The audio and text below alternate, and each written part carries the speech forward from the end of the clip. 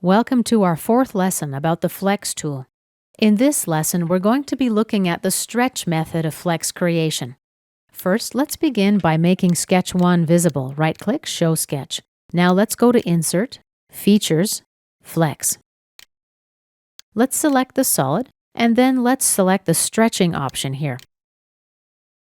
I want the stretch to apply only to the spherical section of my part.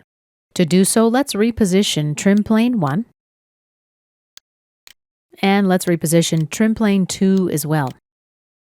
The reason I made the sketch visible was so I could use the sketch points for the repositioning of the planes.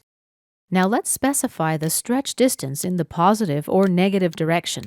Here's a stretch in the negative direction. It's obviously a compression rather than a stretch. To reposition the stretch origin, you can adjust the position of the triad.